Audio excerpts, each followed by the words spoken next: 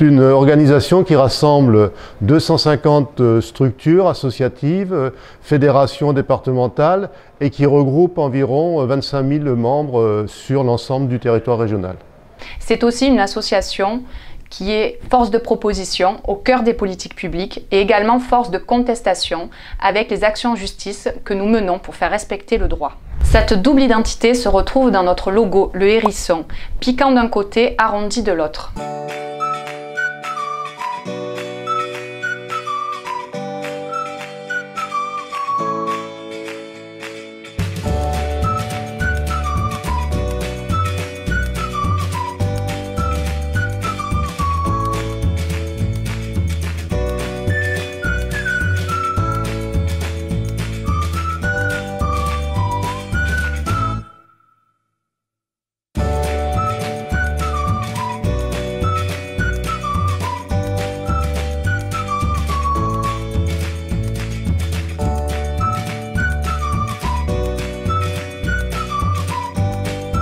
Il s'avère que dans le cadre de mon activité professionnelle à l'agence de l'eau, je connaissais déjà l'URVN qui avait un partenariat, avec qui on avait un partenariat pour développer l'éducation à l'environnement.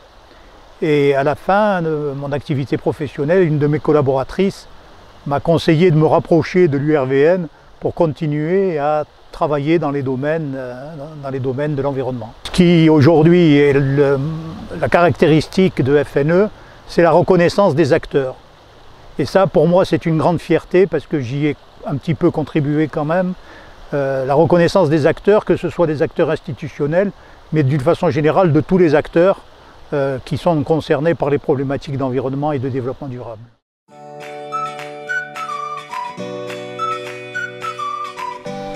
Alors j'ai rejoint l'équipe de FNE, ça fait déjà 5 ans. Et j'ai rejoint l'équipe pour un projet spécifique qui aujourd'hui s'appelle Coexistence, qui a la tendance à étudier l'interaction entre l'homme et son environnement dans notre région.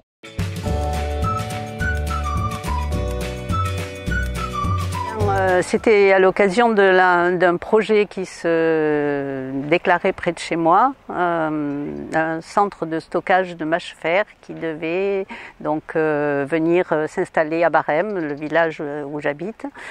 Et donc j'ai créé avec un certain nombre d'habitants une association et puis bien sûr on s'est tourné vers France Nature Environnement pour avoir des éléments d'information, savoir comment on pouvait agir, avoir un soutien juridique.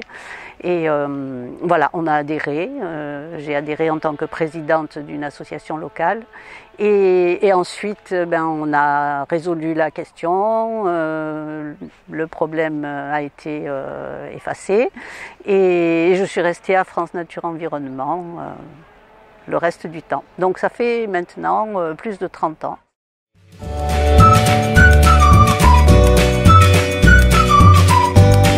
Le mouvement FNE en 2014 en tant que volontaire en service civique et après en 2015 j'ai eu la chance de pouvoir continuer en tant que salarié. Ce qui me marque le plus à FNE, c'est l'engagement des bénévoles. Il y a énormément d'espaces de concertation, de dialogue où tout le monde est représenté et l'environnement il est représenté uniquement par une poignée de personnes qui investissent énormément de leur temps, de leur énergie que peu de monde connaît ou reconnaît, mais qui en fait sont essentiels, sinon ça serait encore pire l'état de l'environnement aujourd'hui. Et ça pour moi c'est hyper impressionnant.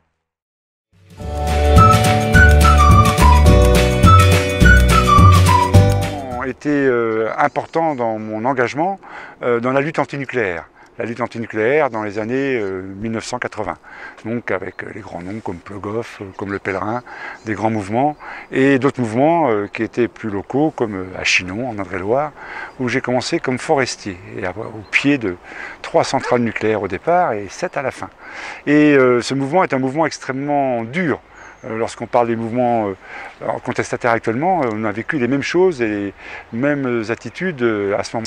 En arrivant dans les Hautes-Alpes il y a une quarantaine d'années, ce qui m'a fait vraiment rentrer dans le mouvement environnementaliste de protection de l'environnement, c'est la lutte contre la A51.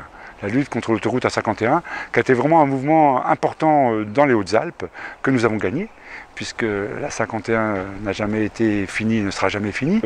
Lutte a été quelque chose où la SAPN, la Société Alpine de Protection de la Nature, maintenant SAPN FNE 05, s'est vraiment totalement investie. Et ça a même été un peu l'organisation coordinatrice de toute la lutte par rapport à la 51.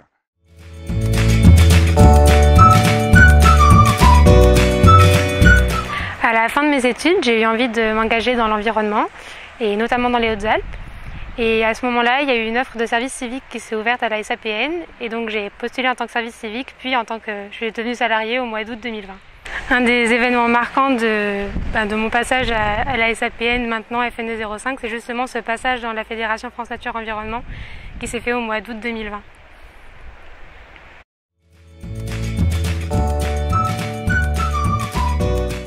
Alors, j'ai quitté la Marine nationale en fin 2005 pour me retirer à Saint-Raphaël. Je connaissais le colonel Martin Siegfried qui était l'un des membres fondateurs de l'URVN PACA. J'avais du temps et des connaissances mères, donc j'ai commencé à participer notamment sur un dossier de ferme aquacole qui ne respectait pas la loi à Saint-Raphaël, et je suis devenu administrateur de l'URVN PACA la même année.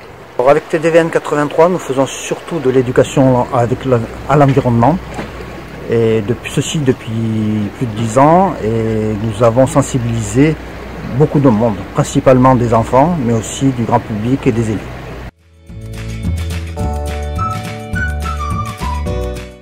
J'ai rejoint France Nature Environnement Provence-Alpes-Côte d'Azur il y a 3 ans après des études de droit de l'environnement, et j'ai fait du droit de l'environnement pour intégrer une association de protection de l'environnement qui me semble être le bon contre-pouvoir pour faire évoluer les choses.